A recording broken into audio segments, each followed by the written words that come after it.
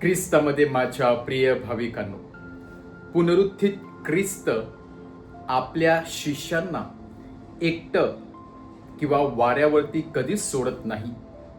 जवळजवळ पुनरुत्थान झाल्यानंतर प्रभू येशू ख्रिस्त 40 दिवस या भूतलावरती राहिला, केवळ एकाच गोष्टीसाठी, आपल्या शिष्यांचा विश्वास भक्कम करण्यासाठी.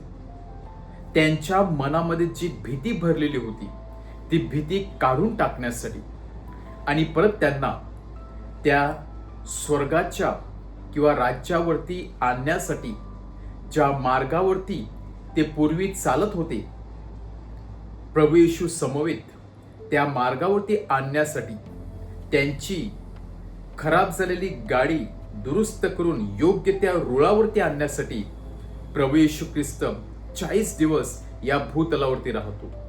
आणि आजचा तिसरा दिवस, तिसऱ्यांदा प्रभू येशू ख्रिस्त आपल्या शिष्यांना दर्शन देत आहे. आजचं शुभवर्तमान किती सुंदर प्रकारे आपल्याला शिष्यांची बिकट झालेली परिस्थिती सांगत आहे. पेत्र आपल्या शिष्यांना सांगत आहे की मी मासेमारी करायला चाललो, जर तुम्हाला यायचं असेल तर माझ्याबरोबर या. आणि बाकीचे शिष्य बोटीमध्ये जातात, पेत्राबरोबर मासेमारी करण्यासाठी जातात. पेत्र हा जरी कोळी होता, जरी व्यवसायाने तो मासळी पकडत होता, परंतु प्रभू येशू ख्रिस्ताने त्याला वेगळ्या कारणासाठी, वेगळ्या मिशनसाठी बोलवलं होतं.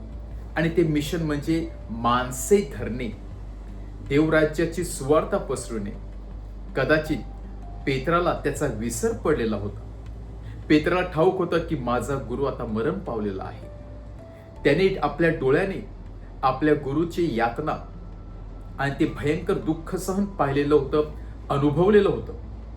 आणि म्हणून पेत्र परत त्या जुन्या स्वभावाकडे वळतो, परत विश्वासापासून अविश्वासाकडे वळतो आणि परत आपल्या शिष्याला सांगतो, मी माझ्या कामाला आता मी परत जाणार आहे.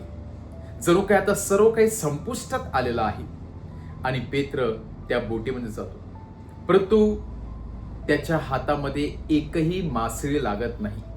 अहोरात्र कष्ट करून सुद्धा एवढे ते कोळी एक्सपर्ट होते, परंतु आज मात्र पहिल्यांदा त्यांच्या पदरामध्ये निराशाच पडलेली होती. का? कारण त्यांना जे मिशन दिलेलं होतं ते मिशन कम्प्लिटली वेगळं होतं. प्रभू येशू ख्रिस्ताने त्यांना त्या मिशन पासून वेगळ्या कार्यासाठी बोलवलेलं होतं, याची त्यांना विसर पडलेला होता. आणि म्हणून जेव्हा ते जुन्या स्वभावाकडे जातात तेव्हा ती यशस्वी होत नाही. आणि म्हणून प्रभू येशू ख्रिस्त त्यांना सांगतो की जाळी इथे नाही तर दुसऱ्या बाजूला टाका. आणि ते भरगच्च असे जाळी भरून मासळी पकडतात. सांगायचं तात्पर्य एवढंच, केवळ प्रभू येशू ख्रिस्त आपल्याला यशाच्या शिखरावरती नेऊ शकतो. केवळ प्रभू येशू ख्रिस्त आपल्या जीवनामध्ये यश संपादन करण्यासाठी मदत करू शकतो. आणि केवळ प्रभू येशू ख्रिस्त आपल्याला योग्य त्या मार्गावरती आणू शकतो. जेव्हा प्रभू येशू ख्रिस्ताने पेत्राला दर्शन दिलं, शिष्यांना दर्शन दिलं, तेव्हा पेत्राचा विश्वास भक्कम झाला. तेव्हा पेत्राला कुठेतरी समजलं की मी चुकी केलेली होती. प्रभू येशू ख्रिस्ताने मला माणसे धरण्यासाठी निवडलेलं होतं, पण आज मी जुन्या स्वभावाकडे वळालेलो होतो. आणि म्हणून माझ्या पदरामध्ये निराशा पडली होती. आणि मी म्हणून पेत्राला पश्चाताप होतो. दुसरा महत्वाचा मुद्दा म्हणजे प्रभू येशू ख्रिस्त सर्वांना त्या किनाऱ्यावरती घेऊन जातो. आणि पहिल्यांदा आपण पाहत आहोत की प्रभू येशू ख्रिस्त त्यांच्यासाठी मासळी भाजत आहे, पावाचा तुकडा आणत आहे व त्या सर्वांना बोलत आहे की मुलांनो माझ्याजवळ या आणि नाश्ता करा. प्रभू येशू ख्रिस्ताने जेव्हा शिष्यांचे पाय धुतले तेव्हा शिष्यांना फ्रेंड्स, मित्र या नावाने संबोधिले.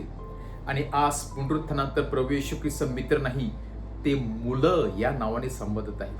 मित्रांपासून प्रभू येशू ख्रिस्त एक पाऊल पुढे जाऊन त्यांना सांगत आहे की तुम्ही माझे मुले आहात. आज पेत्राने नाकारून सुद्धा आणि शिष्याने प्रभू येशू ख्रिस्ताला एकटं क्रुसावरती सोडून सुद्धा प्रभू येशू ख्रिस्त त्यांना जवळ करत आहे.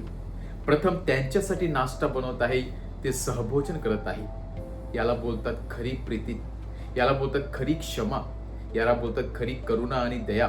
जी पुनरुत्थाने ख्रिस्ताने आपल्या शिष्यानं दिली आणि परत त्यांचा विश्वास एवढा भक्कम केला की ती परत त्या जुन्या स्वभावाकडे वळू शकले नाही. आपण देखील आपल्या जीवनामध्ये कधी ना कधी जुन्या स्वभावाकडे आकर्षित होत असतो. प्रभू येशू ख्रिस्ताकडे थोड्या वेळा आपण आकर्षित होतो, त्याच्यानंतर आपण सोडून देत असतो पेत्राप्रमाणे. पण आज पुनरुत्थित ख्रिस्त परत एकदा आपल्याला नव्या बदलणाऱ्या स्वभावाकडे आकर्षित करत आहे, पाचारण करत आहे, किंवा आपला आठवण करून देत आहे की आपण आपला जुना स्वभाव सोडलेला आहे, नवीन स्वभावाकडे आपण वळत आहोत, तर आपण नवीन स्वभाव धारण करायला पाहिजे. ख्रिस्ताला आपण जीवन अर्पण करूया आणि आपण आपल्या नवीन मार्गावरती मार्गक्रमण करण्याचा प्रयत्न करूया.